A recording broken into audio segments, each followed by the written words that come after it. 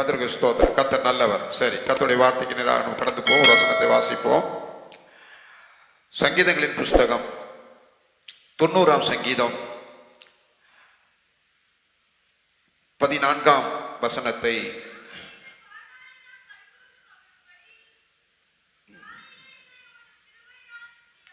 எல்லாருமே அதை வார்த்தை சொல்லுங்க பார்க்கலாம்.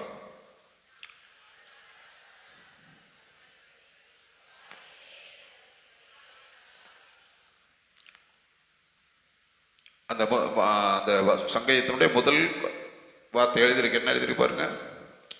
தேவனுடைய மனிதனாகிய மோசையின் ஜெபம். தேவனுடைய மனுஷனாகிய மோசையின் ஜெபம். அந்த மோசையின் ஜெபம் எப்படிப்பட்டதாக இருக்கிறது? நாங்கள் எங்கள் வாழ்நாளெல்லாம் களிகூர்ந்து மகிழும்படி காலையிலே எங்களை உமது கிருபையினால திருப்தியாக்கும். ஒரு இல்லையா சொல்லுங்க, ஒரு இல்லையா சொல்லுங்க. நான் ஒவ்வொரு திங்கட்கிழமையிலேருந்து ஆரம்பிச்சிருவேன். செய்திக்காக பல கேட்டுக்குவேன், படிப்பேன், எழுதுவேன். நிறைய செய்திகள் எனக்கு வந்துடும். அது ஒரு பேப்பரில் வச்சிருவேன். ஆனால் கடைசியில் ஒரு வார்த்தையை கர்த்தர் தருவார். அதுதான் எனக்கு பேசும்படியாய் கர்த்தர் கொடுக்குற வார்த்தை. ஒரு இல்லையா சொல்லுங்க. அப்போ நான் நிறைய படித்துக்கிட்டு வருகிற போது இந்த வசனம் என்ன அப்படியே தொட ஆரம்பித்தது. என்னாச்சு? தொட ஆரம்பித்தது. என்ன சொல்றது? நாங்கள் எங்கள் வாழ்நாளெல்லாம் களிகூர்ந்து மகிழும்படி காலையிலே உமது கிருபையினால் எங்களை திருப்தியாக்கும். ஒல்லியா சொல்லுங்க. மனிதனுடைய வாழ்க்கையில ஒரு திருப்தி வேண்டும். இந்த ஆகாரத்தை உண்ணுவதனால், உடை உடுத்துவதனால், உலக காரியங்களில் நாம் போகிறதுனால நமக்கு திருப்தி இல்லைங்க. நம்முடைய வாழ்க்கையில ஒரு திருப்தி இருக்குமானால் தெய்வத்தினுடைய கிருபை நமக்கு வேணும். ஒரு இல்லையா சொல்லுங்க. ஆகவேதான் மோசே எங்க சொல்றாரு, எங்க வாழ்நாள் எல்லாம், ஒரு நாள் மட்டும் இல்ல, என்னுடைய ஜீவன் இருக்கிற நாள் விடையிலும் என் வாழ்நாள் எல்லாம் களிகூர்ந்து மகிழும்படி காலையிலே உமது கிருபையினால் என்னை திருப்தியாக்கும். இன்றைக்கு நீங்களும் நானும் கேட்க வேண்டியது ஒன்று. ஆண்டவரே, எங்களுடைய வாழ்நாள் எல்லாம் களிகூர்ந்து மகிழும்படி காலையில் உம்முடைய கிருபையினாலே எங்களை திருப்தியாக்கும். நீங்கள் அதை கேட்பீர்களானால் கர்த்தர் உங்கள் வாழ்நாளெல்லாம் கூட இருந்து உங்கள் வாழ்க்கையை திருப்தியாக்குவார். இல்லையா சொல்லுங்க. சங்கீதம் 5ஆம் அதிகாரம் 7ஆம் வசனத்தை நாம் வாசிக்கும் பொழுது, நானோ உமது மிகுந்த கிருபையினாலே உமது ஆலயத்துக்குள் பிரவேசித்து உமது பரிசுத்த சன்னதிக்கு நேரே பயபக்தியுடன் பணிந்து கொள்ளுவேன். பாருங்க, அங்க சொல்ற தாவீது, நானோ அசிமா உமது மிகுந்த கிருபையினாலே உமது ஆலயத்துக்குள் பிரவேசித்து. இன்றைக்கு நீங்களும் நானும் இந்த தேவனுடைய ஆலயத்துக்கு வந்திருப்பது அவருடைய கிருபைங்க. எத்தனை பேர் விசுவாசிக்கிறீங்க? நீங்களும் நானும் இங்க வந்திருப்பது தேவனுடைய கிருபை. அவர் சொல்லுகிறாரு, நானும், யாரோ எத்தனை பேர் எங்கெல்லாம் போறாங்க, ஆனா நானும் உமது மிகுந்த கிருபையினாலே உடைய ஆலயத்துக்குள் பிரவேசித்து உமது பரிசுத்த சன்னதிக்கு நேரே பயபக்தியுடன் பணிந்து கொள்ளுவேன். இல்லையா சொல்லுங்க.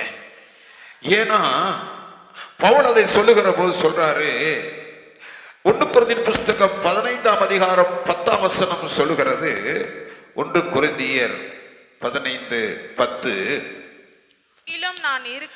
ஆகிலும் நான் இருப்பது தேவ கிருபையினால இருக்கிறேன்.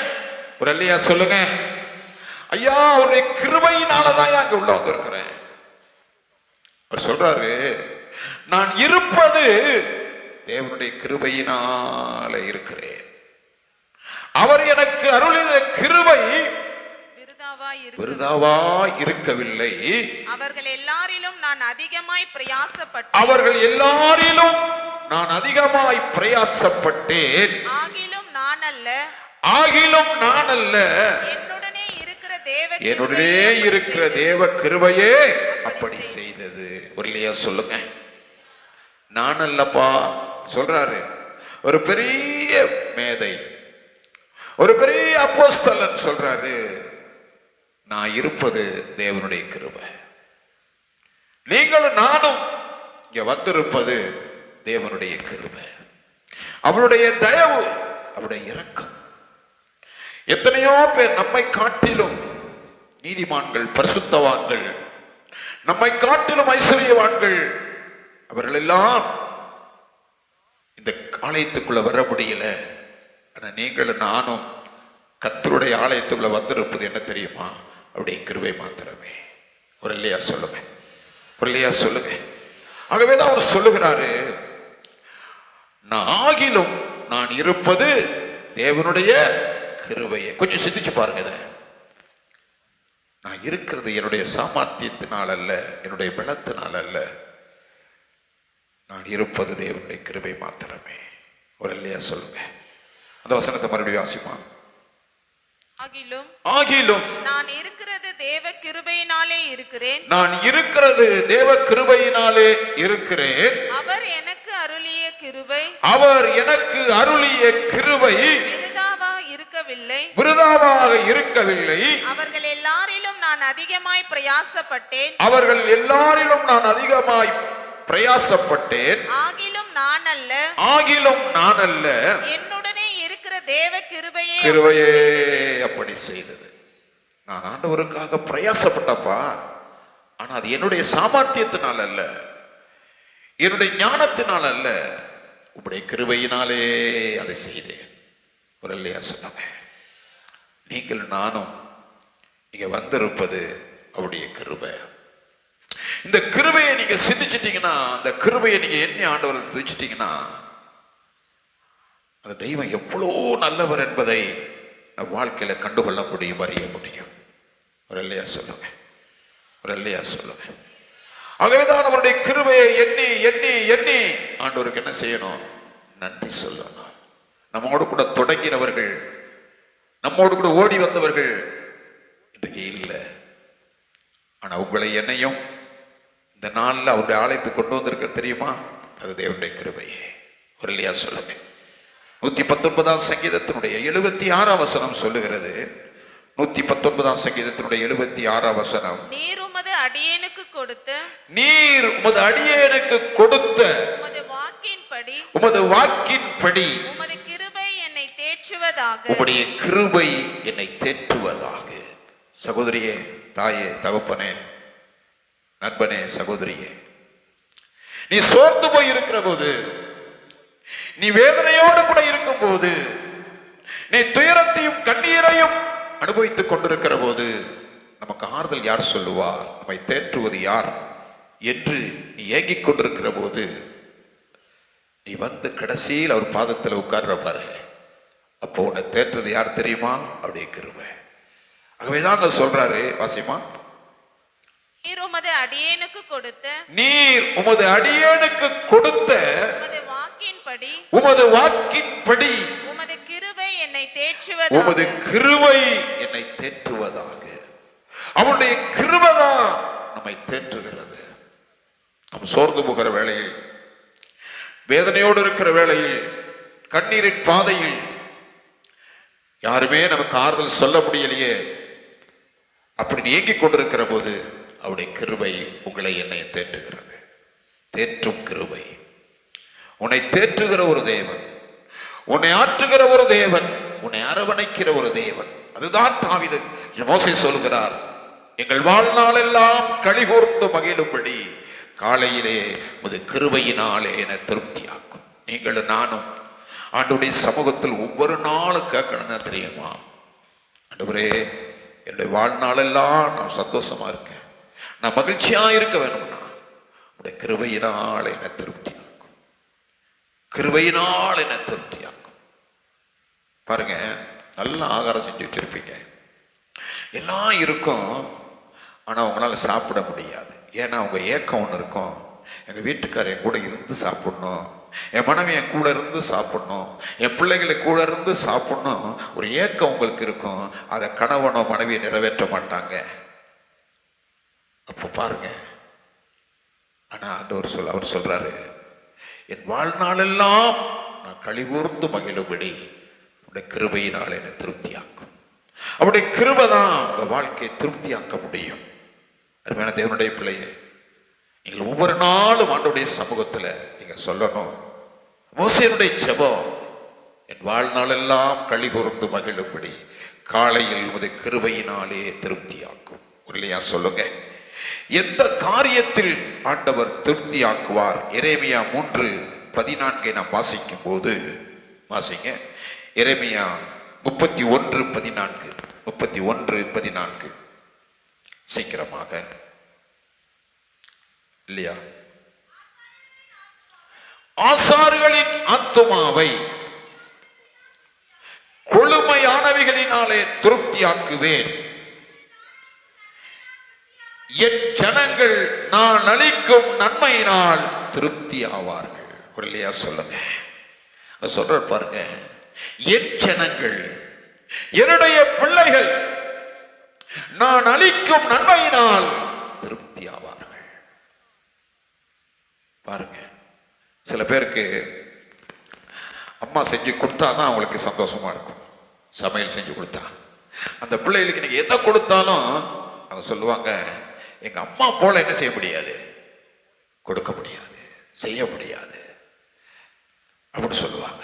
ஏன் தெரியுமா? அந்த தாய்க்கு தெரியும், என் பிள்ளைக்கு எப்படி கொடுத்தா அவன் திருப்தியா சாப்பிடுவான். அதே போலதான் நம்முடைய ஆண்டவர் உங்களை என்னை நேசிக்கிறபடியினால் நமக்கு என்ன நம்முடைய பிள்ளைகளுக்கு கொடுத்தா அவளுக்கு திருப்தி ஆவார் என்று அந்த ஆண்டவருக்கு தெரியும். இல்லையா? சொல்லுங்க, அதுதான் சொல்றான், என் ஜனங்கள் நான் அளிக்கும் நன்மையினால் திருப்தி ஆவார்கள். ஆண்டவர் கொடுக்கும் நன்மையினால நம்முடைய வாழ்க்கை, நம்முடைய ஜீவியம் திருப்தி ஆகும். இல்லையா? சொல்லுங்களேன். ஆகவேதான் மோசே சொல்றாரு, எங்கள் வாழ்நாளெல்லாம் களி கூர்ந்து மகிழும்படி காலையில் அது கிருபையினாலே திருப்தியாக்கும். அவர் நம்முடைய வாழ்க்கையில் வந்தாரானால் வாழ்க்கையே திருப்தியாக்கும், சந்தோஷமாய் இருக்கும். அதுதான் தாவீது 63ஆம் சங்கீதத்துல 1 ஒரு சில வசனங்களை வாசிக்கும் போது, தேவனே நீர் என்னுடைய தேவன், அதிகாலமே உம்மை தேடுகிறேன், வறண்டதும் விடாய்த்ததும் தண்ணீரற்றதுமான நிலத்திலே என் ஆத்துமா உன்மேல் தாகமாய் இருக்கிறது, என் மாம்சமானது உம்மை வாஞ்சிக்கிறது, இப்படியே பரிசுத்த ஸ்தலத்தில் உம்மை பார்க்க நான் ஆசையாய் இருந்தேன். உமது வல்லமையும் உமது மகிமையும் கண்டேன். ஜீவனை பார்க்கிலும் உமது கிருபை நல்லது, என் உதடுகள் உம்மை துதிக்கும். கைத்தட்டி ஒரு அல்லையா சொல்லுங்க பார்க்கலாம். அல்லையா சொல்லுங்க. சொல்றாரு, ஆலயத்துக்கு ஏன் தெரியுமா வந்தேன்? எதுக்கு வந்த தெரியுமா? உம்மை துதிக்கும்படியாய், உடைய கிருபை என்னும்படியாய் வந்தேன். ஜீவனை பார்க்கிலும் உமது கிருபை எப்படிப்பட்டதுமா? நல்லது, என் உதடுகள் உம்மை துதிக்கும். அவர் இல்லையா சொல்லுங்க, என் உதடுகள் உம்மை துதிக்கும். ஏன்? அவர் என் வாழ்க்கையில் செய்த நன்மை ஏராளம் ஏராளம், என்னைக்கு கிடங்காத நன்மையை உங்க வாழ்க்கையிலும் என் வாழ்க்கையிலும் கர்த்தர் செய்திருக்கிறார். ஒரு இல்லையா சொல்லுங்களேன், ஒரு இல்லையா சொல்லுங்க. அதான் அதை எண்ணி பார்க்கணும். அதுதான் தாவீதுடைய அனுபவம். தாவீதுடைய வாழ்க்கையில மகிழ்ச்சி, சந்தோஷம், துன்பம் எல்லாம் கலந்து வருகிற போது கர்த்தரை பாட ஆரம்பித்திருவார், கர்த்தரை துதிக்க ஆரம்பித்திருவார். ஆகவேதான் சொல்லுகிறார் பாருங்க, அது 2ஆம் வசனத்தை வாசிங்க. இப்படியே பரிசுத்த ஸ்தலத்தில் உம்மை பார்க்க ஆசையா இருந்து. யாரை பார்க்கப்பா? ஆண்டவரை பார்க்க ஆசை. நம்ம யாரை பார்க்க ஆசையா இருக்கிறோம்? கவனிங்க, மற்றவர்கள் ஒரு குறிப்பிட்ட நாள் வரை இருந்தான், ஆனா இவர் எப்போது நம்ம கூட இருந்து நம்மை பாதுகாத்து கொண்டு வருகிறவர். இல்லையா சொல்லுங்க. உடைய பரிசுத்த ஸ்தலத்தில் உம்மை பார்க்க ஆசையா இருந்து உமது வல்லமையும் மகிமையும் கண்டேன். இல்லையா சொல்லுங்க. ஆண்டவரின் வாழ்க்கையில செய்கிற வல்லமையும் அதிசயங்களை என்ன செய்யணும்? நாம் காண வேண்டும். ஒரு இல்லையா சொல்லுங்களேன். இதோ வந்தோம் போனல்ல, என் வாழ்க்கையில் ஆண்டவர் செய்கிற அந்த அற்புதங்களையும் வல்லமைகளையும் என் கண் காண வேண்டும். ஒரு இல்லையா சொல்லுங்க. ஆகவேதான் சொல்ல, இப்படியே பரிசுத்த ஸ்தலத்தில் உம்மை பார்க்க ஆசையா இருந்து உமது வல்லமையும் மகிமையும் கண்டேன். ஜீவனை பார்க்கிலும் உமது கிருபை நல்லது. ஒரு இல்லையா சொல்லுங்க. அவர் சொல்றாரு, என் உயிரை விட எது நல்லதுன்னா உடைய கிருபை. உடைய கிருபை. கிருபை என்றால் தகுதியற்ற ஒருவனை தகுதி என்று சொல்லுகிறாரே, அதுதான் கிருபை. இல்லையா சொல்லுங்க. உலகம் சொல்லும், அவனுக்கு ஒண்ணுமே தெரியாது, அவன் முட்டாள், அவனால ஒண்ணும் செய்ய முடியாது அப்படின்னு உலகம் சொல்லுகிற போது, இல்லை இல்லை, அவன் தான் ஞானி என்று சொல்லுகிறார் கர்த்தர். இல்லையா சொல்லுங்க. இந்த உலகம் எதை வெறுக்குதோ, யாரை அற்பமா என்னதோ, அந்த அற்பமான மனிதனை தான் அவர் உயர்த்துகிறார். அதான் சொன்னார், சிறியவனை புழுதியிலிருந்து எடுத்து வாசிங்க, எளியவனை உயர்த்துகிறவர். இல்லையா சொல்லுங்க. நம்முடைய தேவன் உயர்த்துகிற தேவன். உலகம் உன்னை குப்பை என்று சொல்லும், உலகம் உன்னை தூசி என்று சொல்லும், நீ உருப்படாதவன் என்று சொல்லும். நம்முடைய தேவன் உருப்பட முடியாத ஒன்றை உருப்பட வைக்கிறவர் தான் நம்முடைய தேவன். அதுதான் தேவ கிருபை. இல்லையா சொல்லுங்க. இல்லையா சொல்லுங்க. நான் சின்ன வயசுல முக்கெல்லாம் ஒழுகும், பழைய போட்டோ ஒன்று இருக்குது வீட்டில். அவங்க இல்லாதனால சொல்லலாம். எங்க அத்தை ஒருத்தர் இருந்தாங்க. இந்த மூக்கு ஒழுகுற பையனை கூட்டிக்கிட்டு தான் நீ வந்துட போறியான்னு சொன்னாங்க. எங்க அம்மா அப்படியே அழுதுகிட்டு வந்தாங்க. அந்த வார்த்தை எனக்கு இன்னைக்கு ஞாபகம் இருக்கு. இந்த தம்பி மாதிரி இருக்கு வயசுல. புரியுதா உங்களுக்கு? ஆனா இன்றைக்கு அந்த பையன் தான் சில நேரத்தில் உதவி செய்யறேன். ஒரே சொல்லுங்க. அப்போ நாங்கள் ஆண்டவர் தெரியாது, இந்து. இந்த ஆண்டவர் யாருன்னு தெரியாது, ஏசியன்னு யாருன்னு தெரியாது. நான் சொல்றது ஒரு 50 ஆண்டுகளுக்கு முன்பதாக கதையை சொல்றேன். அப்போ இந்த மூக்கோழி பையனை கூட்டிக்கிட்டு நீ பெரிய ஆளாயிருவியான்னு சொன்னாங்க. ஆனா கர்த்தருடைய நோக்கம் என்ன தெரியுமா? தாயின் கற்பத்திலேயே தெரிந்து கொண்டு அவருடைய கனமான ஊழியத்தை கொடுத்து எல்லாரையும் இன்றைக்கு உதவி செய்யபடியாய் அவர்களுக்காக ஜெபிக்கும்படியா கர்த்தர் இந்த அடியாரை வைத்திருக்கிறார். ஒரு இல்லையா சொல்லுங்க. ஒரு இல்லையா சொல்லுங்க. கர்த்தருக்கு ஸ்தோத்திரம். கவனிக்க வேணும். உலகம் உன்னை அற்பமா நினைக்கலாம், உலகம் உன்னை தள்ளலாம், உனக்கு ஒன்றும் தெரியாதுன்னு சொல்லலாம். ஆனால் தெரியாது, ஒன்று முடியாது, உருப்பட மாட்டான், அவனால ஒன்றும் செய்ய மாட்டான் என்று சொல்லுகிறவர்களை அவனால முடியும் என்று சொல்லுதான் கிருபையா. ஒரு இல்லையா சொல்லுங்க. ஒரு இல்லையா சொல்லுங்க. அதை நீங்க என்னனுங்க, அதை நீங்க என்னணும், நம்ம வாழ்க்கை கொஞ்சம் திரும்பி பார்க்கணும். நம்ம எப்படியெல்லாம் இருந்தோம், இந்த நிலைக்கு வருவதற்கு யார் காரணம்? அவர்கள் மாத்திரமே. ஒரு இல்லையா சொல்லுங்க. ஆகவேதான் அருமையான தேவனுடைய பிள்ளையே, ஜீவனை பார்க்கிலும் கிருபை நல்லது, என் உதடுகளுமை துதிக்கும். தேவன் செய்த நன்மையை இந்த கால வேளையில் வந்திருக்கிற தேவனுடைய பிள்ளைகள் அதை எண்ணி எண்ணி கர்த்தரை துதிக்கணுங்க, நன்றி சொல்லணுங்க, அவரை துதிக்கணும், அவருக்கு நன்றி சொல்லணும். கர்த்தருக்கு ஸ்தோத்திரம். உங்களுடைய சின்ன வயசுல உங்க போட்டோவெல்லாம் இருக்குங்கிட்ட அதை சில நேரத்தில் எடுத்து பார்ப்பேன். ஒரு உள்ளத்துல ஒரு சந்தோஷம் வரும். இன்னைக்கு எல்லாம் பிள்ளைகள்லாம் கல்யாணம் ஆகி குழந்தை குட்டியெல்லாம் இருக்குங்க. எனக்கு நிறைய பேரன் பேத்திகள் உண்டு. ஒரு இல்லையா சொல்லுங்க. கர்த்தருக்கு ஸ்தோத்திரம். அவங்கெல்லாம் சின்னதுல இருந்ததை, நடித்தது, பாடின காரியெல்லாம் பார்க்கும்போது இன்றைக்கு அவர்களை கர்த்தர் வைத்திருக்கிறார். அந்த நாட்கள் இந்த நாட்களும் இருக்கிற போது எவ்வளவு கர்த்தர் செய்திருக்கிறார். அது நன்னி துதிக்கணுமா வேண்டாமா? துதிக்கணுமா வேண்டாமா? கர்த்தருக்கு ஸ்தோத்திரம். ஒரு இல்லையா சொல்லுங்க. ஒரு இல்லையா சொல்லுங்க. ஒரு இல்லையா சொல்லுங்க. அந்த தேவன் எவ்வளவு நல்லவர். தாவீது அதை உணர்ந்து உணர்ந்து உணர்ந்து ஆண்டவரை துதிக்க ஆரம்பித்தார். ஒரு இல்லையா சொல்லுங்க. ஆகவேதான் அவர் சொல்லுகிறார், எங்கள் வாழ்நாள் எல்லாம் களி கூர்ந்து மகிழும்படி காலையிலே உமது கிருபையினாலே எங்களை திருப்தியாக்கும். அவர் நம்மை வாழ்க்கையில் நன்மையினால் திருப்தியாக்குகிறவர். 103 சங்கீதம் 5 வசனம் சொல்லுகிறது. 103 சங்கீதம் 5 வசனம், நன்மையினால் உன் வாயை திருப்தியாக்குகிறார், வாழ வயது போலாகிறது. உருளையா சொல்லுங்க. நன்மையினால் வாயை விரிவாய் திற, உன்னை நன்மையினால் என்ன செய்வேன்? நிரப்புவேன். உங்க வாயை விரிவாய் திறந்து கர்த்தரை நன்றாய் சோதரித்து பாருங்க, ஒரு பெரிய நன்மை உங்களுக்கு வாழ்க்கையில வரும். உருளையா சொல்லுங்க. நம்ம எதற்கு வாயை திறக்கணும்னு இன்னும் தெரியல. கர்த்தரை துதிப்பதற்கு நம்மளோட வாய் என்ன செஞ்சிருக்கணும்? திறந்திருக்கணும். எப்போதும் அவரை துதிக்கிற துதி நம்ம வாயில் இருக்கணும். அதுதான் தாவீது 34 அதிகாரத்தோட சங்கீதம் 1 சொல்றாரு. வாசிங்க. கர்த்தரை நான் எக்காலத்திலும் ஸ்தோத்தரிப்பேன், அவர் துதி எப்போதும் என் வாயில் இருக்கும். மறுபடியும் வாசிங்க. நான் எக்காலத்திலும் ஸ்தோத்தரிப்பேன், அவர் துதி எப்போதும் என் வாயில் இருக்கும். நம்முடைய வாயில எப்போதும் கர்த்தரை துதிக்கணுங்க. அவர் செய்த நன்மைகளை எண்ணி எண்ணி எண்ணி எண்ணி கர்த்தரை துதிக்கணும், கர்த்தரை ஸ்தோத்தரிக்கணும். வாழ்க்கை எத்தனையோ நன்மைகளை செய்வார், எண்ணி கடங்காத நன்மைகள், ஏராளம் ஏராளம்.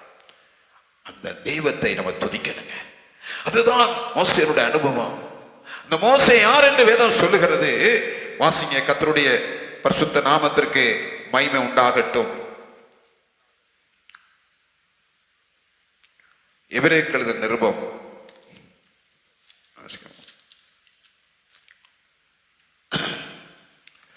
11 அதிகாரம் 24 வசனத்திலிருந்து 26 வசனம் வரை வாசிங்க. விசுவாசத்தினாலே மோசே தான் பெரியவனான போது பார்வோனுடைய குமாரத்தியின் மகன் எண்ணப்படுவதை வெறுத்து அநித்தியமான பாவ சந்தோஷங்களை அனுபவிப்பதை பார்க்கிலும் தேவனுடைய ஜனங்களோடு துன்பத்தை அனுபவிப்பதே தெரிந்து கொள்ளுகிறான். கவனிங்க. அவர் சொல்றது, பார்வோனுடைய குமாரத்தின் மகன் என்பதை வெறுத்தான். முதல்ல அவன் பார்வோனுடைய குமாரத்தின் மகனாக இருக்கிறதை அவன் வெறுத்தான். வாழ்க்கையில அந்த மேன்மையை அவன் வெறுக்கிறான். இரண்டாவது சொல்லுகிறது, அது அநித்தியமான பாவ சந்தோஷம், அதை வெறுத்தான். அடுத்தது சொல்லப்பட்ட 26 வசனம், இனி வரும் பலன் மேல் நோக்கமாய் இருந்து எகிப்தில் உள்ள பொக்கிஷங்களிலும் நிந்தையே அதிக பாக்கியம் என்று எண்ணினானா. முரளியா சொல்லுங்க. மோசேயை கர்த்தர் ஆசீர்வதிப்பதற்கும் தெரிந்து கொள்வதற்கு ஒரு நோக்கம் இருக்கிறது. அவர் பார்வோனுடைய அரண்மனையில் இருக்கிற அந்த வாழ்க்கையை, அந்த ஆசீர்வாதமான வாழ்க்கையை, அந்த மேன்மையானதை அதை வெறுத்தான். ஒன்னு அவன் தெரிஞ்சுக்கிட்டான், இந்த அரண்மனை வாழ்க்கை நித்தியமானது இல்லை, அது அநித்தியமானது. இந்த சந்தோஷம் எனக்கு நித்தியமானது இல்லை, அது அநித்தியமானது. இந்த உலக வாழ்க்கை நித்தியமானது அல்ல, இது அநித்தியமானது. இல்லையா சொல்லுங்க. இது நிரந்தரமானது அல்ல, இதற்கு ஒரு முடிவு வரும். நித்தியமானது ஒன்று, தேவனோடு கூட இருப்பது. இல்லையா சொல்லுங்க. ஆகவே இந்த அநித்தியமான உலகத்துல, இந்த பாவ சந்தோஷம் நிறைந்த உலகத்துல, இந்த அநித்தியமானதுதான் மனிதன் விரும்புகிறான், நித்தியமானதை அவன் விட்டு விடுகிறான். இவனோ நித்தியமானது ஒன்று இருக்கிறது. நான் இருப்ப அரண்மனை வாழ்க்கை அநித்தியமானது, அது பாவ சந்தோஷம் நிறைந்தது. ஆனா நித்தியமானது ஒன்று இருக்குது என்று சொல்லி 26 வசனத்தில் அவர் சொல்லுகிறார். வாசிங்க. இனி வரும் பலன் மேல் நோக்கமாகி எகிப்தில் உள்ள பொக்கிஷங்களிலும் கிறிஸ்துவின் நிமித்தம் வரும் நிந்தையை அதிக பாக்கியம் என்று எண்ணினான். ஒரு இல்லையா சொல்லுங்க. இயேசுவுக்காக ஓடுவது, இயேசுவுக்காக சாட்சியாய் இருப்பதும், இயேசுவுக்காக ஊழியம் செய்வதும், அது நிமித்தவர்கள் நிந்தை, அது நிமித்தவர்கள் அவமானங்கள், அது நிமித்தவர்கள் போராட்டங்கள் எதுவானாலும் எனக்கு நித்தியமானது ஒன்று இருக்கிறது, அதற்காக நான் எல்லா அவமானத்தையும் நிந்தையும் ஏற்றுக்கொள்வேன் என்று சொல்லுகிறார். ஒரு இல்லையா சொல்லுங்க.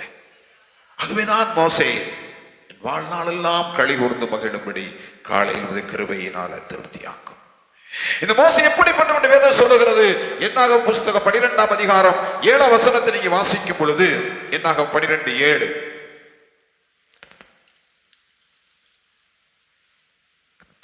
என் தாசனாகிய மோசேயோ அப்படிப்பட்டவன் அல்ல, என் வீட்டில் எங்கும் அவன் உண்மையுள்ளவன். என் வீட்டில் எங்கும் உண்மையுள்ளவன். ஆண்டவரே சாட்சி கொடுக்கிறார். இந்த மோசேயை குறித்து ஆண்டவர் என்ன சாட்சி கொடுக்கிறார்? மறுபடியும் வாசிங்க. என் தாசனாகிய மோசேயோ அப்படிப்பட்டவன் அல்ல, என் வீட்டில் எங்கும் அவன் வீட்டில் எங்கும் உண்மையுள்ளவன்.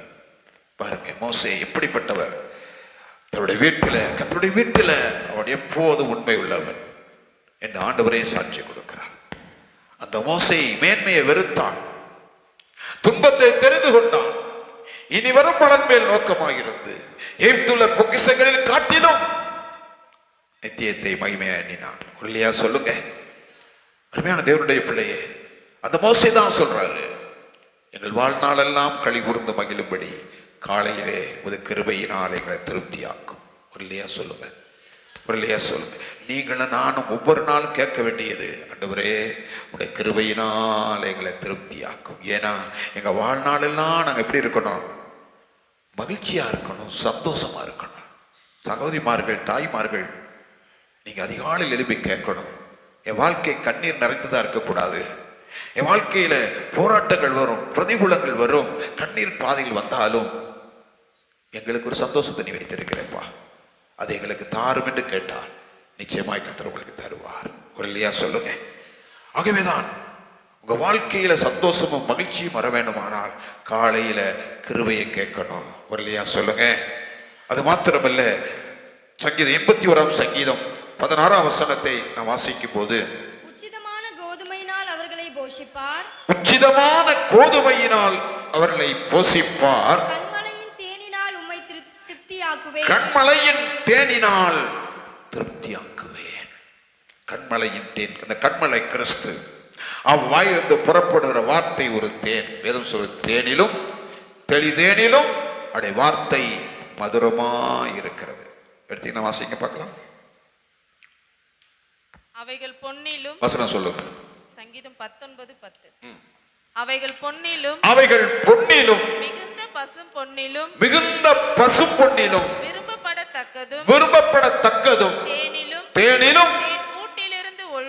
தேன் கூட்டிலிருந்து ஒழுகும் தேனிலும் கர்த்தருடைய வார்த்தை மதுரம் உள்ளது. இல்லையா? சொல்லுங்க. அவர் வாயிலிருந்து புறப்பட்ட கிருபையுள்ள வார்த்தைக்கு ஒப்பு கொடுத்தாங்கன்னு சொல்லப்பட்டிருக்கிறது. அவருடைய வார்த்தையை கேட்டவுடனே அற்புதம் நடக்கிறது. ஒரு நூற்றுக்கு அதிபதி வருகிறான், ஆண்டவரே என் வேலைக்காரன் வியாதியா இருக்கிறான், எங்க வீட்டுக்கு வருவதற்கு நான் தகுதியற்றவன், நீங்க வர வேண்டாம், நீங்க இருக்கிற இடத்துல இருந்து ஒரு வார்த்தை சொல்லுங்க, ஒரு வார்த்தை சொல்லுங்க, சுகமாவான். அப்படியாப்பா, போய் பார்க்கிறான், வேலைக்காரன் சுகமாயிட்டான். வார்த்தைக்கு வல்லமை இருக்கிறது. இல்லையா? சொல்லுங்க. ஒரு வார்த்தை சொன்னால், ஒரு வார்த்தை உங்கள் வாழ்க்கையில இந்த நிமிஷத்துல சொன்னா உங்க வியாதி மாறும், உங்க பிரச்சனை மாறும், உங்களை கவலை மாறும், உங்க கண்ணீர் மாறும், உங்க கடன் பிரச்சனை மாறும். அவர் ஒரு வார்த்தை சொன்னா போதும். அந்த ஒரு வார்த்தை உங்களுக்கு கிடைக்கிறதுக்காக காத்திருக்கணும் தேவ சமூகத்துல. இல்லையா? சொல்லுங்க. இல்லையா? சொல்லுங்க. அந்த ஒரு வார்த்தை அவ்வளவு வல்லமையுள்ள வார்த்தை, ஜீவனுள்ள வார்த்தை. அதுதான் கண்மலையின் தேனினால் உங்களை திருப்தியாக்குவேன். அந்த கண்மலை இயேசு. அந்த கண்மலையாக இயேசுவின் வாயிலிருந்து புறப்படுகிற ஒவ்வொரு வார்த்தையினாலும் மனிதன் பிழைப்பான், அவன் ஆசீர்வதிக்கப்படுவான், அவன் சுகமடைவான், விடுதலை அடைவான். இந்த கால வேளையில உங்களோட வாழ்க்கையில எப்பேற்பட்ட விலகினமா இருந்தாலும், எப்பேற்பட்ட நெருக்கங்கள் சூழ்நிலையில இருந்தாலும், ஆண்டவரே இந்த கால வேளையில நீங்க ஒரு வார்த்தை சொல்லுங்க, நான் சுகமடைவேன், என் பிள்ளைக்கு சுகம் கிடைக்கும், என் குடும்பம் ஆசீர்வதிக்கப்படும், என் நெருக்கங்கள் மாறும். நீங்க விசுவாசித்து ஆண்டவரது ஒரு வார்த்தை நீங்க கேட்டா போதும், இன்றைக்கே இப்பொழுதே என் தேவனால் அற்புதம் செய்ய முடியும். இல்லையா? சொல்லுங்க. இல்லையா? சொல்லுங்க. அருமையான தேவனுடைய பிள்ளை, நம்முடைய தேவன் யார் என்று நீங்க முதல்ல உணரணும். அந்த தேவன் வல்லமுள்ள தேவன், அவர் பராக்கிரமுள்ள தேவன். காற்றை பார்த்து இறையாது என்று சொன்னார், கடலை பார்த்து அமைதலாயிரு என்று சொன்னார். காற்றும் கடலும் அமைதலாயிருந்தது. உங்க வாழ்க்கையில வருகிற புயல் போல, காற்றை போல பிரச்சனையா எதுவானாலும், ஆண்டவரே இது என்னால தாங்க முடியவில்லை, என் வாழ்க்கையில முன்னேறி போக முடியாதபடிக்கு கடல் போல குந்தளிக்கிறார், கடல் போல வாழ்க்கை இருக்கிறது, அலைமோதி கொண்டிருக்கிற வாழ்க்கையில ஒரு அமைதி வேணும் என்று சொல்லி தேவ சமூகத்துல கண்ணீரோடு செவிப்பீர்களானால், என் தேவன் எழுந்தாரானால் காற்றையும் கடலையும் பார்த்து இறையாதை அமைதலாய் என்று சொன்னார். அது அமைதலாய் இருக்கு. இல்லையா சொல்லுங்க, இல்லையா சொல்லுங்க, இல்லையா சொல்லுங்க. ஆண்டவருடைய வார்த்தையுடைய வல்லமையுள்ள வார்த்தை தேனிலும் கூட்டிலிருந்து ஒழுகும் தெளிதேனிலும் மதுரம் உள்ளது. 119 சங்கீதத்தினுடைய 105 வசனத்துல அவர் சொல்லுகிற போது சொல்லுகிறார், உம்முடைய வசனம் என் கால்களுக்கு தீபமும் என் பாதைக்கு எப்படி இருக்குது, வெளிச்சமா இருக்கு. அது தீபமாக என் பாதைக்கு வெளிச்சமா இருக்கு. நான் விளைந்து விடாதபடிக்கு, நான் படுகொலியில விழுந்து விடாதபடிக்கு, கிடறி விடாதபடிக்கு எனக்கு ஒரு வெளிச்சம் நம்முடைய வார்த்தை. இந்த வார்த்தை நம்முடைய வாழ்க்கையில வெளிச்சம். நம்முடைய வாழ்க்கையில இருள் இருக்கிறதா, வெளிச்சமாக இயேசு உள்ள வரும்போது இருள் நீங்கி வெளிச்சம் வந்துடும். இல்லையா சொல்லுங்க. கவலை மாறி சந்தோஷம் உள்ள வந்துடும். இல்லையா சொல்லுங்க. அந்த வார்த்தைக்கு நம்ம முக்கியம் கொடுக்கணும். இல்லையா சொல்லுங்க. அருமையான தேவனுடைய பிள்ளை, இந்த கால வேளையில நீங்க சொல்லணும், உங்களுடைய ஜெபம் எதுவாக இருக்கணும், எங்க வாழ்நாள் எல்லாம் களி கூர்ந்து மகிழும்படி காலையிலே அது கிருபையினால் எங்களை திருப்தியாக்கும். இல்லையா சொல்லுங்கள, இல்லையா சொல்லுங்க. கர்த்தருடைய நாமம் மகிமைப்படட்டும். 105 சங்கீதம் 40 வசனத்தை நான் வாசிக்கும் போது, 105 சங்கீதம், கேட்டார்கள் அவர் காடைகளை வரப்பண்ணினார், அவர் காடைகளை வரப்பண்ணினார், வான அப்பத்தினாலும் அவர்களை திருப்தியாக்கினார். இல்லையா சொல்லுங்க. இஸ்ரவேல் ஜனங்களுக்கு கறி மேல ஆசை வந்துருச்சு. எங்களுக்கு கறி வேணும்னு சொன்னாங்க. உடனே ஆண்டவர் ஒரு காற்றை எழுப்பினார். எங்க இருக்கிற காடைகள் எல்லாம் உள்ள வந்துருச்சு. நல்லா திருப்தியா சாப்பிட்டாங்க. இல்லையா சொல்லுங்க, இல்லையா சொல்லுங்க. நம்ம திருப்தி ஆக்கி, நம்ம திருப்தியா சாப்பிட்டு அந்த சாப்பாடு கொடுத்தவர் என்ன பண்ண மாட்டோம், துதிக்க மாட்டோம். ஐயா, சாப்பாடு கொடுத்த ஆண்டவருக்கு என்ன பண்ணணும், நன்றி சொல்லணும். இல்லையா சொல்லுங்க, நன்றி சொல்லணும். அவங்க சொல்ற பாருங்க, வானத்தின் அப்பத்தினாலும் அவர்களை திருப்தி ஆக்கினார். உழைக்கலைங்க. சில பேர் இன்னைக்கு வேலையே செய்ய மாட்டாங்க, ஆனா சாப்பாடு மட்டும் வந்துடணும். என்ன பண்ணணும், வேலை செய்ய சாப்பிட்ற ஆளுங்கெல்லாம். ஆனா அன்றைக்கு இந்த இஸ்ரவேல் ஜனங்கள் என்ன செய்யல, வேலையே கிடையாது. அவர் தான் நடத்துறாரு, அவர் தான் போஷிக்கிறார், அவரை நம்பிதான் போயிட்டு இருக்கிறாங்க. ஒரு குறையில்லாம நடத்தினார். இல்லையா சொல்லுங்க, ஒரு குறையில்லாம நடத்தினாங்க. அவங்க பிரயாணத்துல மாறா என்ற ஒரு இடத்துக்கு வந்தாங்க. 3 நாள் தண்ணி இல்லை, தாகம். அந்த மாறாவின் இடத்துல வந்த உடனே கிணத்துல தண்ணி எடுத்து குடிச்சா கசப்பு. உடனே மோசை மேல முறுமுறுக்க ஆரம்பிச்சிட்டாங்க. மோசை என்ன பண்ணாரு, கர்த்தரை நோக்கி விட்டார். நல்ல கவனிங்க, நமக்கு நெருக்க வரும்போது, நம்முடைய பிரச்சனை வரும்போது எங்க போகணும், ஆண்டவருடைய சமூகத்துக்கு போறோம். அவரை நோக்கி கூப்பிடும். அவர் தான் நம்முடைய வாழ்க்கையை திருப்தியாக்க முடியும். எந்த மனுஷனாலும் திருப்தியாக்க முடியவே முடியாது. இந்த ஜனங்கள் அப்படிதான் தாகமா இருந்தாங்க. வந்த உடனே தண்ணீருக்காக குடிச்சா கசப்பா இருந்தது. மோசையை முறுமுறுத்தான். மோசை நேரம் போய் ஆண்டவர் பாதத்தில் விழுந்துட்டாரு. அப்ப மோசை என்ன பண்ணாரு, ஆண்டவர் சொன்னாரு, ஒரு மரம் இருக்குது, அதை வெட்டி போடு அப்படின்னாரு.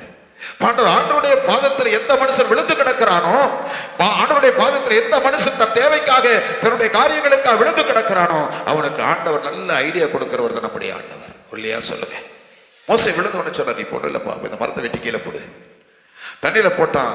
எந்த தண்ணீர் கசப்பா இருந்ததோ அதே தண்ணீர் திருப்தியா மாட்டிட்டார். இல்லையா சொல்லுங்க.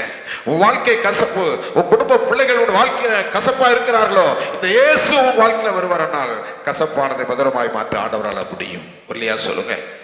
வாழ்க்கையை மாற்ற முடியும். இல்லையா சொல்லுங்க. நேற்று ஒரு தம்பியை சந்திச்சு, அவன் ரொம்ப நாள் சொல்லிச்சுட்டே இருக்கிறேன். நேற்று அவனை சந்திச்சு சொன்னேன், ஏண்டா உனக்கு வயசு என்ன தம்பி, சின்ன வயசுலேருந்து நான் பார்த்துட்டு இருக்கிறேன், இப்படி உன் வாழ்க்கையை வச்சுட்டு இருக்கிறியே, உன் எதிர்காலத்தை பற்றி நீ சிந்திக்கலையே, இப்படி குடிச்சு உன் வாழ்க்கை இப்படி போய்கிட்டு இருக்க, அதை விட்டுடுப்பா, ஆலயத்துக்கு வா, நீ வா, நீ நல்லா இருப்ப, நீ வா. அவன் சொல்றான், நான் செத்து போகலான்னு தான் இருக்கிறேன். என்ன செய்ய போல இருக்கான்? செத்து போகலான்னு தான் இருக்கிறேன். நான் சொல்றேன், நீ செத்து போறதை கர்த்தர் உன்னை பிறக்க வைக்கல, உன்னை வாழ வைக்குவதற்கு தான் இயேசு பிறந்திருக்கு, உன்னை அழைத்திருக்கிறாரு. நீ வாழ வேண்டியவப்பா, வாப்பா, கெட்டு போகாத, இதெல்லாம் விடு. பாருங்க, அது அவனால என்ன செய்ய முடியல, ஏற்றுக்கொள்ள முடியல. வாயிலிருந்து வருகிற வார்த்தை என்ன? செத்து போ. குடிச்சு என்ன பண்ணணும்? செத்து போ. குடிச்சு என்ன பண்ணணும்? செத்து போ. நீ சாகக்கூடாதுப்பா, நீ வாழ வேண்டியவன். இதை நீ விடு, உன் வாழ்க்கை ஆசீர்வாதமா இருக்கும், நீ எதிர்காலம் நல்லா இருக்கும் அப்படின்னு நான் சொன்னேன். சரியா, நான் பார்க்கறேன்ட்டு போயிட்டான். இல்லையா சொல்லுங்க.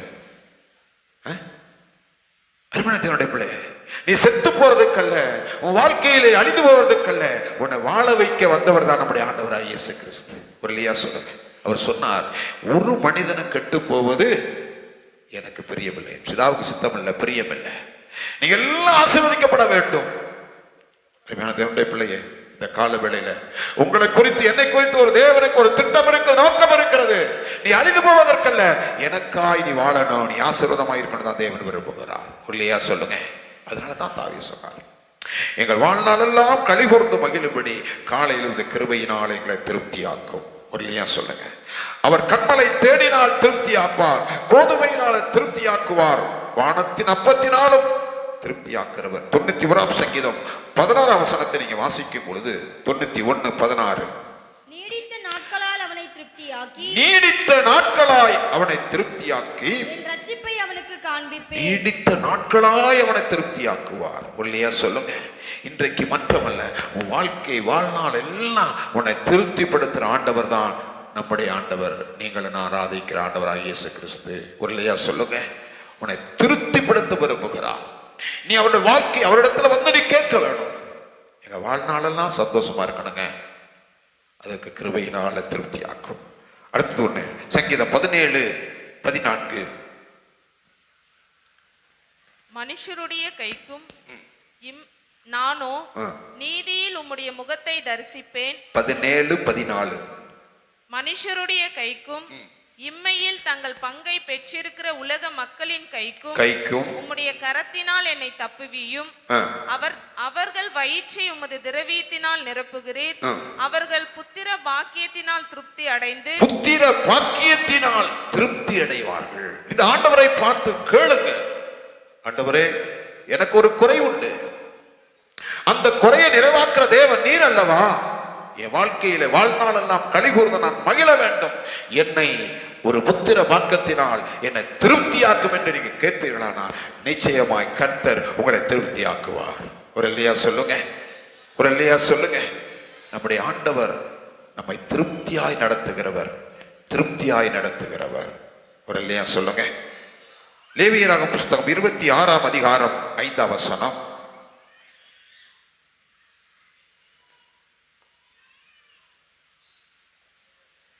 லேவியராகமம் 26:5. திராட்சைப்பழம் பறிக்கும் காலம் வரைக்கும், போரடிப்பு காலம் இருக்கும், விதைப்பு காலம் வரைக்கும் திராட்சைப்பழம் பறிக்கும் காலம் இருக்கும். நீங்கள் உங்கள் அப்பத்தை திருப்தியாக சாப்பிட்டு உங்கள் அப்பத்தை திருப்தியாக சாப்பிட்டு உங்கள் தேசத்தில் சுகமாய் குடியிருப்பீர்கள். உங்கள் தேசத்தில் சுகமாய் குடியிருப்பார்கள். ஒரு இல்லையா சொல்லுங்க. உங்க அப்பத்தை எப்படி செய்ய, உங்களுக்கு கொடுக்கப்பட்ட ஆகாரத்தை திருப்தியாய் சாப்பிட்டு நீங்க இருக்கிற வீட்டில் தேசத்தில் எப்படி இருப்பீங்க? சுகமா இருப்பீங்க. ஒரு இல்லையா சொல்லுங்க. ஒரு இல்லையா சொல்லுங்க. கர்த்தருக்கு ஸ்தோத்திரம். நீங்க சாப்பிட்ற சாப்பாடு இருக்கு இல்லையா, ஜெபம் பண்ணி நீங்க சாப்பிடும் போது அது எவ்வளவு சந்தோஷமா இருக்கு தெரியுமா? அது எவ்வளவு திருப்தியா இருக்கு தெரியுமா? அந்த சாப்பாடு உங்க வாழ்க்கையில ஜீவனை உண்டாக்கும். இல்லையா சொல்லுங்க. தேவனுடைய பிள்ளையே, கர்த்தருடைய சமூகத்துல வந்திருக்க நீங்கள் வெறுமையா போகக்கூடாது. நீங்கள் ஜெபம் பண்ணணும். என்ன ஜெபம்? மோசே சொன்னார், என் வாழ்நாளெல்லாம் களிகூர்ந்து மகிழும்படி காலையில கிருபையினால திருப்தியாக்கும். இல்லையா சொல்லுங்க. வாழ்நாள் எல்லாம் களிகூர்ந்து மகிழுதையா, திருப்தியாக்கும். அடுத்தது உன்னை சொல்லி முடிச்சிட்டு டைம் ஆச்சு, 2 வார்த்தை சொல்லி பிடிக்கலாம். 90ஆம் சங்கீதம் 14ஆம் வசனம் 15ஆம் வசனம் வாசிங்க. தேவரீர் நாட்களுக்கும் எங்களை சிறுமைப்படுத்தின நாட்களுக்கும் நாங்கள் துன்பத்தை கண்ட வருஷங்களுக்கும் சரியா எங்களை மகிழ்ச்சியா பாருங்க. 2 காரியம் கேட்கிற. ஒன்று திருப்தியாக்கும், இன்னொன்று மகிழ்ச்சியாக்கும். மிக முக்கியமானது. இந்த வார்த்தையை நான் கர்த்தர் எனக்கு கொடுத்த உடனே அப்படியே நான் ரொம்ப சந்தோஷப்பட்டேன். ஒன்று திருப்தி, இன்னொன்று மகிழ்ச்சி. எத்தனையோ பேர் மகிழ்ச்சி இல்லாம இருக்கிறாங்க. ஒரு கேட்டார் பாருங்க, என் வாழ்நாளெல்லாம் களிகூர்ந்து மகிழும்படி காலையில் வந்து கிருபையினால திருப்தி. அவருடைய கிருபை ஒவ்வொரு நாளும் புதிதாக இருக்கிறது. காலைதோறுடைய கிருபை புதிதாக இருக்கிறது. அதுதான் பவுல் சொல்லும் போது, நான் இருப்பது தேவனுடைய கிருபை, நான் உடைய ஆலயத்துக்கு வந்திருப்பது தேவனுடைய கிருபை, நான் பாடுவதும் துதிப்பதும் சோத்தரிப்பதும் உடைய கிருபையா, கிருபை. அது எண்ணி ஆண்டவருக்கு நன்றி சொல்லணும். அடுத்தவர் சொல்லுகிறார், தேவரீர் நாங்கள் சிறுமைப்பட்ட நாட்களுக்கும் துன்பத்தை கண்ட வருஷங்களுக்கும் சரியா எங்களை என்ன செய்யும், மகிழ்ச்சியாக்கும். ஒரு தேவனுடைய பிள்ளை துன்பம், கஷ்டம், வேதனை, கண்ணீர் வாழ்க்கையில சந்தோஷம் வராது. ஆனா இவர் சொல்லுகிறார், நாங்கள் சிறுமைப்பட்ட நாட்களுக்கும் துன்பத்தை கண்ட வருஷங்களுக்கும் சரியா என்ன பண்ணணும், மகிழ்ச்சியாக்கணும். மகிழ்ச்சி எங்க கிடைக்கியா? வேதம் சொல்லுது. லேவியராக புஸ்தகம் 23ஆம் அதிகாரம் 40ஆம் வசனத்தை இங்க வாசிக்கும் போது, திரும்ப வாசிங்க. 7 நாள் கூடாரங்களில் குடியிருக்க கடவீர்கள். இஸ்ரவேலில் பிறந்தவர்கள் எல்லாரும் கூடாரங்களில் வாசம் பண்ண வேண்டும். நான் உங்கள் தேவனாகிய கர்த்தர் என்று சொல் என்றார்.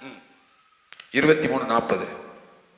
முதல் நாளிலே அலங்காரமான விருட்சங்களின் கனிகளையும் பேரிச்சின் ஓலைகளையும் தழைத்திருக்கிற விருட்சங்களின் கிளைகளையும் ஆற்றல் அரிகளையும் கொண்டு வந்து உங்கள் தேவனாகிய கர்த்தருடைய சந்நிதியில்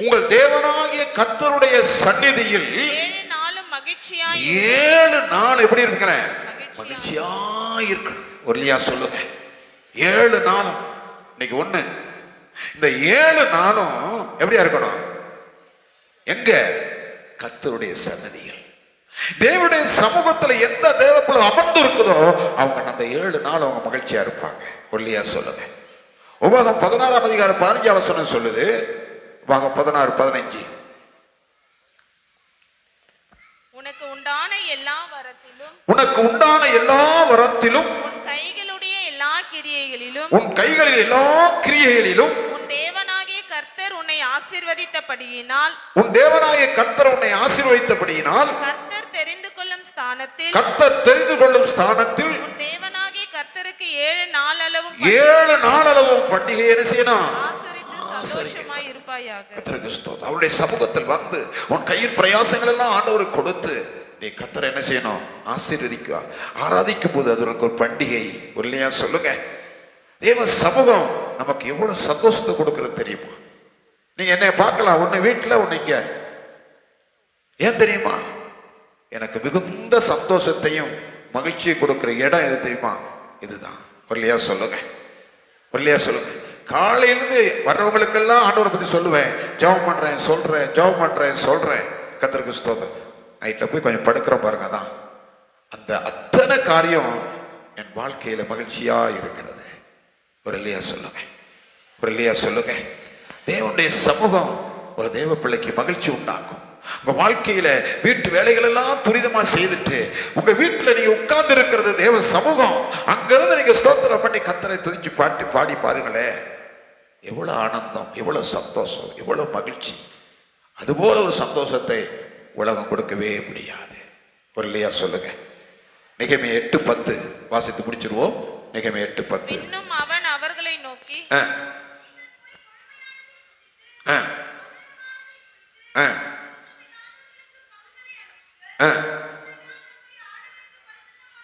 இந்த நாள், இந்த ஞாயிற்றுக்கிழமை ஆண்டவருக்கு என்ன நாள்? பரிசுத்தமான நாள். இதுல கவலைப்பட வேண்டாம். கர்த்தருக்குள் மகிழ்ச்சியாய் இருப்பதே உங்களுடைய பலன். இல்லையா சொல்லுங்க. ஒரு தேவ பிள்ளைக்கு எதற்கு மகிழ்ச்சி, எதற்கு பலன்? கர்த்தருடைய சமூகத்தில் வந்து கர்த்தரை ஆராதிப்பதுதான் அவர்களுக்கு மகிழ்ச்சி. இல்லையா சொல்லுங்க. 1 நாளாகமம் புஸ்தகம் 16ஆம் அதிகாரம் 10ஆம் வசனத்தை வாசிக்கும் பொழுது 1 நாளாகமம் 16:10 அவருடைய பரிசுத்த நாமத்தை குறித்து மேன்மை பாராட்டுங்கள். கர்த்தரை தேடுகிறவர்கள் இருதயம் மகிழ்வதாக. யாரெல்லாம் கர்த்தரை தேடுகிறார்கள், கர்த்தருடைய காரியத்தை தேடுகிறார்களோ, கர்த்தருக்காய் ஊழியம் செய்வது, கர்த்தருக்காக செவிப்பது, கர்த்தர் மற்றவர்களை விசாரிப்பது, இதெல்லாம் கர்த்தரை தேடுகிறது. அவருடைய இருதயம் தான் மகிழ்ச்சியாக்கும். இல்லையா சொல்லுங்க. இல்லையா சொல்லுங்க. 100ஆம் சங்கீதம் 2ஆம் வசனத்தை நீங்க வாசித்தீர்களானால் 100ஆம் சங்கீதம் 2ஆம் வசனம், கர்த்தருக்கு ஆராதனை செய்து கர்த்தரை ஆராதிப்பது உனக்கு மகிழ்ச்சியை கொடுக்கும். கர்த்தருடைய சமூகத்தில் வந்து நீ கையை கட்டி நிற்க கூடாது. நிறைய பேர் என்ன பண்றாங்க, கையை கட்டி. கையை கட்டுறது என்ன தெரியுமா சொல்றாங்க, எங்களுக்கு எல்லாம் தெரியும், இவர் சொல்லிதான் தெரிஞ்சுக்க போறோம். எப்படி கையை கட்டிக்குவாங்க, கையை தட்ட மாட்டோம், கையை அப்படியே கட்டிக்குவோம். என்ன அவங்களுக்கு எங்களுக்கு எல்லாம் தெரியும். இன்னும் இந்த கையை கட்டுறது எதை காட்டுதுன்னா அடிமைத்தனத்தை காட்டுது. என்னது காட்டுது? அடிமைத்தனம். நம்ம கையை கட்டிட்டு அடிமைத்தனமா இல்லை, அடிமைத்தனத்தை கர்த்தர் விடுதலை ஆக்கி இருக்கிறார். இல்லையா சொல்லுங்க. நம்ம யாருக்கு அடிமைப்பட்டவர்கள் இல்லை, கர்த்தர் நம்ம விடுதலை ஆக்கி இருக்கிறார். இல்லையா சொல்லுங்க. ஒரு காலத்தில் அடிமையா இருந்தாங்க இஸ்ரவேல் மக்கள், தெய்வ விடுதலை ஆக்கினார். நம்ம வாழ்க்கையில் பல காரியத்தில் அடிமைப்பட்டிருந்தோம், கர்த்தர் விடுதலை ஆக்கி இருக்கிறார். விடுதலையோடு ஜெபிக்கும்படியாக. இல்லையா சொல்லுங்க. கர்த்தரை ஆராதிப்பது மகிழ்ச்சி உண்டாக்கும். கர்த்தருக்கு ஸ்தோத்திரம். 118ஆம் சங்கீதம் 24ஆம் வசனத்தை வாசித்து முடிச்சு வாசிங்க. இது கர்த்தர் உண்டு பண்ணின நாள், இதிலே களிகூர்ந்து மகிழ்வோம். இல்லையா சொல்லுங்க. உங்களுக்கு மகிழ்ச்சி எங்க வரும்? இது கர்த்தர் உண்டு பண்ணினாள். இன்னொரு வசனத்தை கூட வாசித்தீர்களே, 122ஆம் சங்கீதம் 1ஆம் வசனம், கர்த்தருடைய ஆலயத்துக்கு வாருங்கள் என்று அவர்கள் சொன்ன போது மகிழ்ச்சியா இருந்துச்சு. எத்தனை பேருக்கு மகிழ்ச்சி?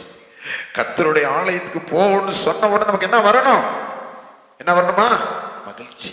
ஒரு தேவனுடைய பிள்ளைக்கு எங்க மகிழ்ச்சி தெரியுமா? கர்த்தருடைய ஆலயத்துக்கு வந்து அவரை துதிக்கும் போது, அவர் செய்த நன்மைகளை எண்ணும் போது நம்முடைய உள்ளத்திலிருந்து வருகிற அந்த ஒரு கண்ணீர் வரும். அது எவ்வளவு சந்தோஷத்தை உண்டாக்கும் தெரியுமா? ஒரு இல்லையா சொல்லுங்க. ஒரு இல்லையா சொல்லுங்க. ஆகவேதான் கர்த்தருடைய ஆலயத்துக்கு போவோம் என்று சொன்ன போது மகிழ்ச்சியா இருந்தேன். ஒரு இல்லையா சொல்லுங்க. ஒரு இல்லையா சொல்லுங்க.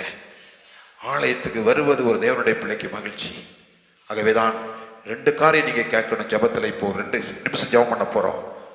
மோசே சொன்னாரு, எங்கள் வாழ்நாளெல்லாம் களி கூர்ந்து மகிழும்படி காலையில கிருபையினால திருப்தியாகும். 2 எங்களை மகிழ்ச்சியாகும். என்ன செய்யணும்? மகிழ்ச்சி. நாங்கள் துன்பத்தை கண்ட வருஷங்களுக்கும் சிறுமைப்பட்ட நாட்களுக்கும் எங்களை சரியா என்ன பண்ணணும்? மகிழ்ச்சியாக்கணும். எங்களை மகிழ்ச்சியாங்கப்பா, எங்களை திருப்தியாக்குங்க. அதுக்கு தான் வந்திருக்கிறோம். உடைய கிருபையினால் எங்களை திருப்தியாக்கும், எங்களை மகிழ்ச்சியாக்கும். முழங்கால் படிடுமா?